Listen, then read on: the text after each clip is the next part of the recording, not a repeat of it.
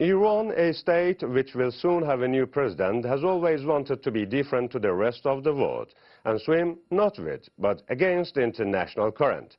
The result of decades-old confrontation with the West has been economic decline and increasing sanctions year after year, which common Iranians are enduring it at the end of the day. To explore this more, Rouzbeh Parsi, analyst at EYSS Paris, joins me. But before, a short report. The ways of Iran's rulers have changed a lot over the years. The last monarch of Iran, the Shah, held absolute power, embracing and embraced by the West. But he was overthrown and fled into exile. Then came the religious absolutism of the leaders of the Islamic Republic. 34 years later, Iran still has difficulty balancing modernity with traditional piety. Iran's confrontation with the West began with the US Embassy hostage crisis in Tehran in 1979. Enmities would escalate for decades. The hostility grew even greater when Iraq's Saddam Hussein invaded Iran with Western support. With production of long-range missiles and multiplication of nuclear enrichment centrifuges, Iran said it was resisting the West.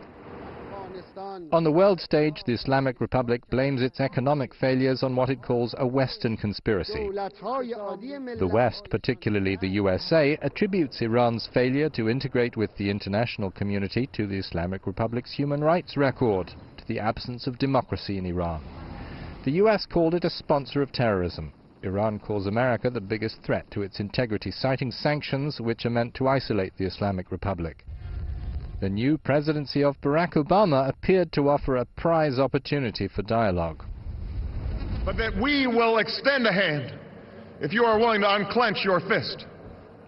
Obama's Iranian counterpart said, "If you stop pointing the gun at Iranians, I will talk to you." The prevarications have now gone on for 34 years. To maintain bargaining power, Iran today dances between policies of rhetoric and pragmatism, never staying long with one or the other. Rouzbeh Parsi, analyst at EYSS Paris, joins me now from Stockholm. 34 years after Iran's Islamic Revolution, how you would define Iran? Radical, pragmatic, pragmatic radical, or what? I would say it's a post-revolutionary state that is trying to come to terms with the fact that its rhetoric does not anymore match its actual policies. It is in many senses a status quo power. Why does Iran, being a member of the international community, wants to swim not along, but against the international current? Well, to some degree that goes back to the revolution. The whole point, of course, being to try and upend and reshape the world in what they would consider to be more just forms. And to some degree then that is still something that they're trying to pursue. Who is paying for the Western-imposed sanctions? Iranians or Iran's nuclear program? No, at the moment, most of the latest sanctions that have been imposed on Iran are inflicting pain on society and the general population. The state still manages to hold its own, for now at least. Do you think that Iran and the USA one day will come face to face and for negotiation? I think that is inevitable. It's more a question of who has the political will and courage to not only say it loudly, but also acting upon it. The scenario which is going on now in the region, in the Middle East and in the global arena, when it comes for Iran and West, do you think that it is a geopolitical game or it is rather the question of democracy in Iran? I think it's a bit of both. I mean, obviously, Iran has a human rights record that deserves a lot of criticism, and there are things that Iran is doing in the region that are not helpful. But nonetheless, this is also about geopolitics. I mean, to some degree, some of these problems are things that they would fight over regardless of who is running Tehran.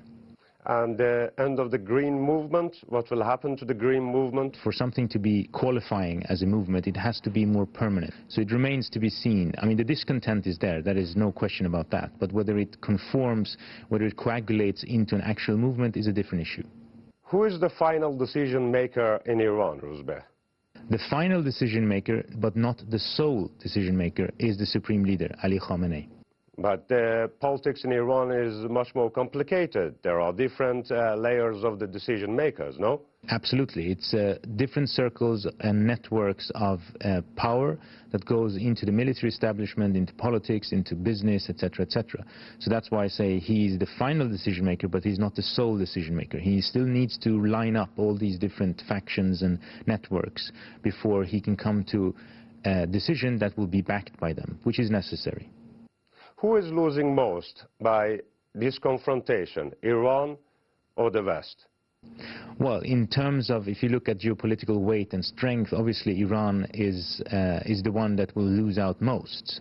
The United States may find Iran a problem in the region, but it has bigger fish to fry than a country like Iran in the Middle East. Nonetheless, that does not mean that Western politics and policies on Iran do not come with a price tag. Whom do you think that will win the presidential election in Iran? The only rule we can hold on to is that in the last 20 years, all presidential elections have served us with surprises. And I think this one still holds a few surprises. And how you would see Iran in next 4 years under the new president? The next couple of years are going to be very crucial because, first of all, there is a question of management. The country has been very badly managed. There's a question of lack of societal trust.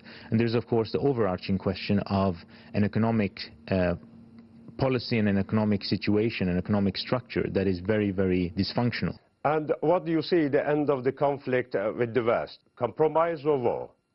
Well, we can only hope for a compromise, and I think all sides probably will see sense in that. The question is whether they will be able to do that before the powers that they themselves have unleashed in terms of confrontation can be contained. Rozbeh, thank you very much for joining us. Thank you.